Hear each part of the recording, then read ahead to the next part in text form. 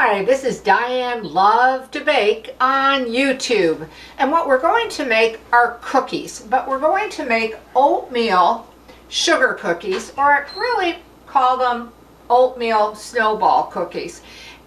It's a quick recipe, it's an easy recipe, and I know if any of you have watched my channel, you probably hear me say that all the time, but those are the recipes that I like. I like quick, fast, easy, but I also want them to taste good. So this is one of them. Now, this particular cookie is made with solid shortening. So I know that some people aren't a fan, and I understand. Or some people have written and said they can't even purchase it where they live. So maybe this isn't the recipe for you. But please check out my channel. I think I have close to over 800 videos, and on cookies and cakes and pizza dough. And I know I could probably, have a cookie there that you might like. And even the tea cakes. The snowball tea cakes, I know that I have a recipe very similar to this on my channel that uses butter instead.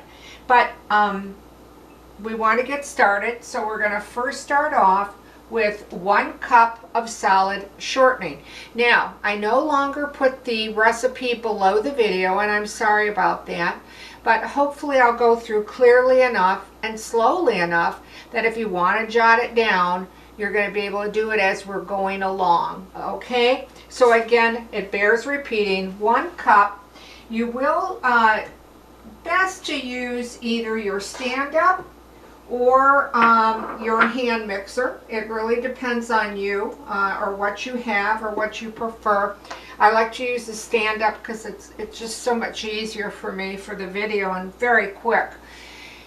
The next thing you're going to be putting in is 3/4 of a cup of confectionery, or I like to call it powdered sugar. Okay, so 3/4 of a cup, just put that in there. Now I'm going to warn you about the sound of my mixer, because when I go into the higher speeds, it can be loud. So I'll give you a heads up every time so that you can either lower or take your earbuds out, or whatever. Okay. We're going to just want to cream this and spend whatever time it takes. If it's a minute or 2 or 3, depending on, the mixer that you're using, hand or stand up. But you do want to blend it and cream it together.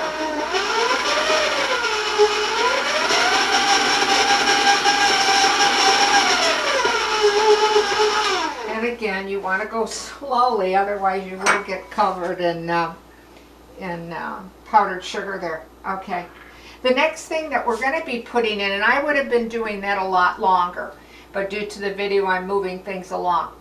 The next thing you're going to be putting in is 2 tablespoons of milk, and now I am going to warn you about the sound.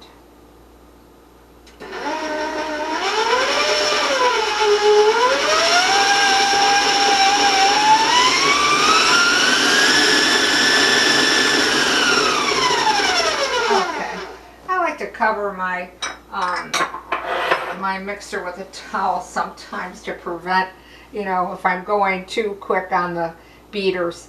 The next thing that you're going to be putting in is 1.5 teaspoons of vanilla. So let's beat that in.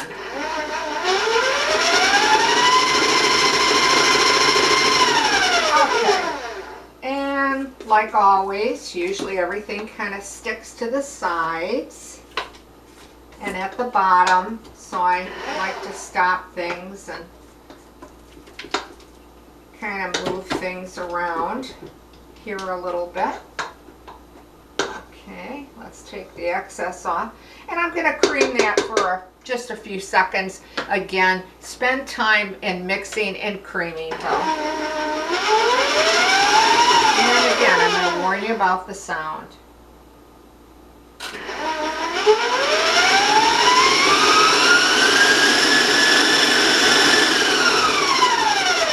Alright, let's work on our dry ingredients. You're going to be using 1 3/4 cups of all-purpose flour. You're going to be putting in 1 cup of oats. Now you can use the old-fashioned, which I'm using today, or you can use the quick. If you have the quick, use that. So either one, quick or old-fashioned, 1 cup of oats. And I'm just going to put that in my flour and just give it a little bit of a stir here with my little whisk. Doesn't have to be perfect, just put it in there. The next thing is, and this is optional, put about a 1/2 cup of chopped nuts. Use whatever you like, whether you want to put cashews or pecans in, or walnuts, whatever. You can leave it out, and the cake, not cake, I'm sorry, the cookie is a delicious one, but I think it's even better when you put the nuts in. So a 1/2 cup of chopped nuts. Okay, and the last thing in the dry ingredients is salt. You need 1/4 teaspoon of salt. And now I'm just going to start slowly bringing this dry into the wet till it kind of cleans the bowl as it mixes. Then I know it's ready to move on, okay? So let's put a little in at a time. Now I'm going to raise my speed, so warn you about the sound.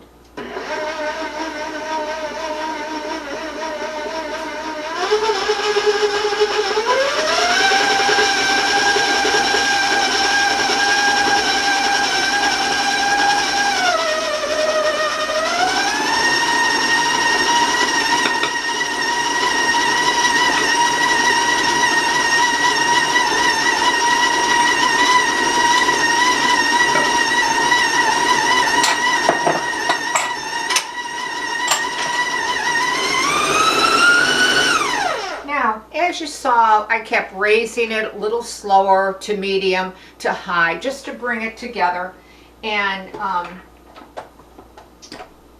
we'll, again, let's take the excess off the paddle. Okay, set that aside.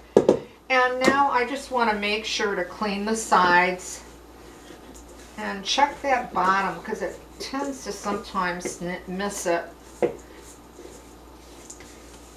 Okay, and it has. So I'm going to go back very quickly, warn you about the sound.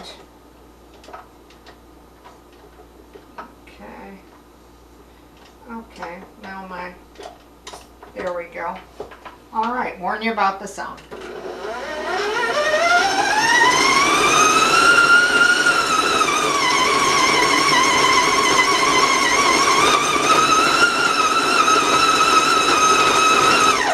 Okay, I really couldn't see the bottom as well, so,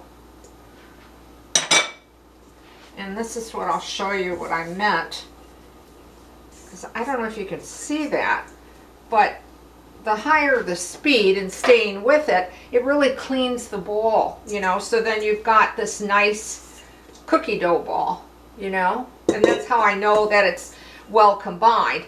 When I checked it a minute ago, there was, you know, some residue on the bottom that I wanted to make sure to mix it in. Okay, now I'm going to rinse my hands real quick here.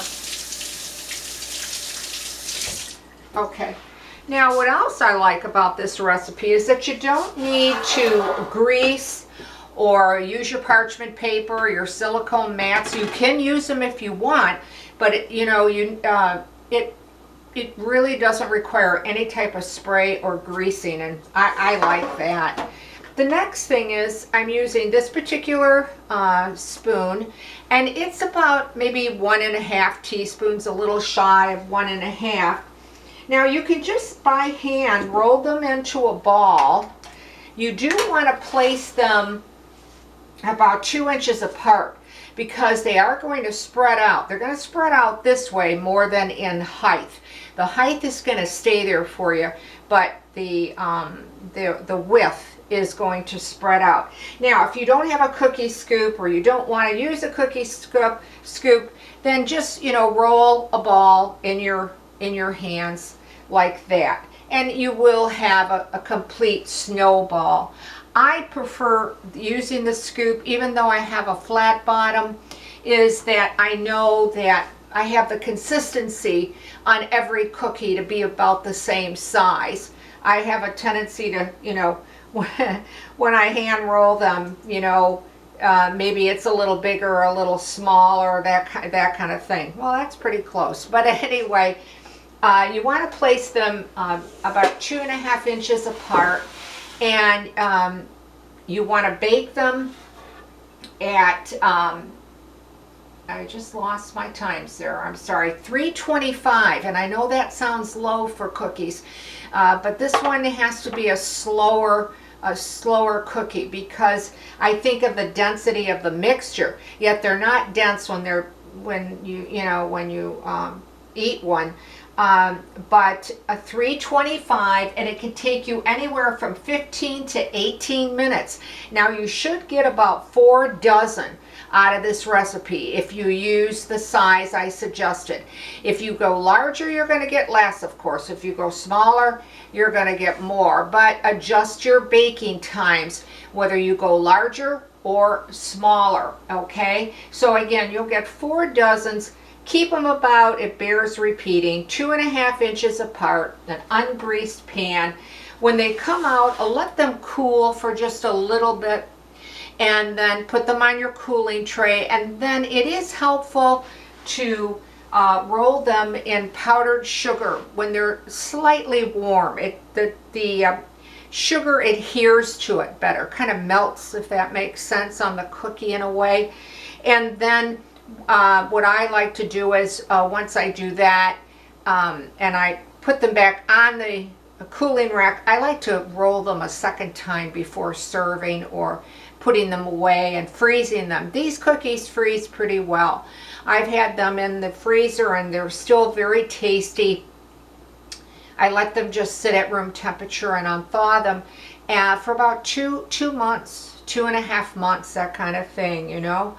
And then roll them in powdered sugar. But again, I end up rolling them about 2 times. All right, so I want to show you what the cookies look like when they're just baked up without any sugar or that type of thing.